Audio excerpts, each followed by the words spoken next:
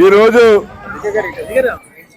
స్థానిక municipal colony క్రీడా మైదానంలో రాజమహేంద్రి మహిళా జూనియర్ డిగ్రీ పీజీ కాలేజీల యొక్క ఆధ్వర్యంలో సంక్రాంతి సంబరాలు 2024 సంవత్సరం యొక్క సంక్రాంతి సంబరాలని ఇక్కడ ఘనంగా చేయటం జరుగుతుంది. మరి మన రాజమండ్రి నగరంలోనే ఈ సంక్రాంతి సంబరాలని ఇక్కడ రాజమహేంద్రి మహిళా కాలేజెస్ తరఫున ఎంతో ఘనంగా ఏర్పాటు చేసాం.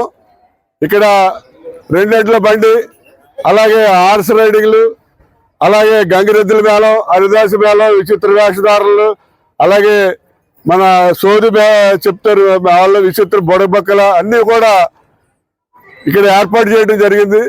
అలాగే పిల్లలు కూడా మరి వివిధ రకాలైనటువంటి నృత్య ప్రదర్శనలతోటి అలాగే ఆర్కెస్ట్రా కూడా పెట్టడం జరిగింది. ముగ్గులు కూడా చాలా బాగా బ్రహ్మాండమైనటువంటి ముగ్గులు కూడా మీరు చూస్తున్నారు. అద్భుతమైనటువంటి ముగ్గులు వేయటం జరిగింది. ఈ పోటీల్లో పాల్గొన్న వారికి మొదటి ప్రైజ్ 5,000, రెండో ప్రైజ్ 3,000, మూడో ప్రైజ్ 2,000, అలాగే 4 కన్సోలేషన్ ప్రైజ్లు కూడా ఇవ్వటం జరుగుతుంది. అంతేకాకుండా ఇక్కడ పోటీల్లో పాల్గొన్న వాళ్ళకి మ్యూజికల్ చైర్స్, వివిధ రకాలైనటువంటి పోటీల్లో పాల్గొన్న వాళ్ళందరికీ కూడా ప్రైజెస్ కూడా ఇవ్వటం జరుగుతుంది. మరి ఈ కార్యక్రమంలో రాజమండ్రిలో ఉన్నటువంటి వీరభద్ర నగర్, అలాగే లలితానగర్, శ్రీరామ్ నగర్, మున్సిపల్ కాలనీ, రత్నంపేట, లోదరగిరి నుంచి కూడా చాలా మంది వచ్చి ఇక్కడ పార్టిసిపేట్ చేయడం జరిగింది. వారందరికీ కూడా హృదయపూర్వక ధన్యవాదాలు తెలియజేస్తూ సంక్రాంతి శుభాకాంక్షలు తెలియజేస్తున్నాం. మరి లాస్ట్ 3 years నుంచి కూడా ఈ మున్సిపల్ కాలనీ ఈ క్రికెట్ గ్రౌండ్లో ఈ సంబరాలు జరిపిస్తున్నాం. ఈ సంబరాలని కంటిన్యూస్గా మరి ప్రతి సంవత్సరం చేస్తాం. దీనికి మీరందరూ కూడా రాజమండ్రి ప్రజల్లో పుర ప్రముఖులు అలాగే అందరూ కూడా సహకరించి మరి ఏదైతే రాజమహేంద్రి విద్యా సంస్థల పిల్లలు చేస్తున్నటువంటి ఈ సంక్రాంతి సంబరాలు ఉన్నాయో వాటిని అందరూ కూడా ఆనందంగా ఎంజాయ్ చేయవలసిందిగా కోరుతున్నాం. ముఖ్యంగా ఏంటంటే ఈ సంప్రదాయాలన్నీ కూడా పోతున్నాయి. మన సిటీస్లో చూస్తే కల్చర్ అంతా మాడిపోతుంది. పిల్లలు ఎంతసేపు పబ్బులకు వెళ్దామా, డిస్కో దగ్గరికి వెళ్దామా, లేకపోతే గంజాయి తాగుదామా, లేకపోతే టీవీ చూద్దామా, వాట్సాప్ చూద్దామా అనే చూస్తున్నారు తప్ప మరి సంప్రదాయాలందరూ కూడా పిల్లలందరూ కూడా మర్చిపోయే పరిస్థితి ఉంది. వాళ్ళందరికీ కూడా గుర్తు చేసి మన సంప్రదాయం ఇది, మన పండుగలు ఎలా ఉంటాయని అందరికీ తెలియజేయాలనే ఉద్దేశంతో ఇక్కడ ఏర్పాటు చేయడం జరిగింది. దీనికి వచ్చిన అందరికీ కూడా ముఖ్యంగా పత్రికా సోదరులందరికీ కూడా ధన్యవాదాలు తెలియజేస్తున్నాం. నామనవాస గారు, బద్రీనాథ్ గారు, నటరాజు గారు, వీళ్ళ బృందానందరికీ కూడా ధన్యవాదాలు చెప్తున్నాను. మరొకసారి అందరికీ సంక్రాంతి శుభాకాంక్షలు.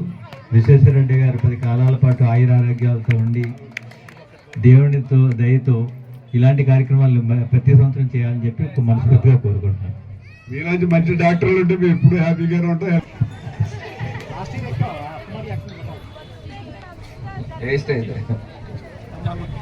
అందరికీ కూడా సంక్రాంతి శుభాకాంక్షలు. మరి వాళ్ళ పిల్లలు, పెద్దలు అందరూ కూడా, ప్రత్యేకించి మహిళలు, ఇది మహిళల పండుగ, రైతుల పండుగ, పిల్లల పండుగ. మరి అన్ని వర్గాల ప్రజలు అందరూ కూడా ఎంతో హాయిగా చక్కగా, మన గోదావరి జిల్లాల్లోనే సంక్రాంతి అంటే ఇక్కడే కనబడతా ఉంటుంది.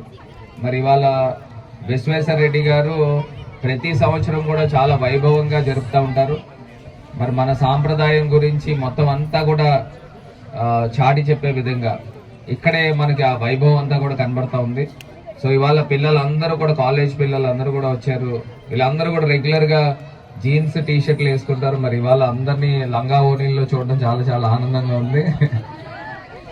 సో ఇదే తరహాగా మన తెలుగు సాంప్రదాయం ఏ రకంగా అయితే ఉంటుందో అదే తరహాలో రోజు కూడా ఇలాగే డ్రెస్సులు వేసుకోవాలని కోరుకుంటూ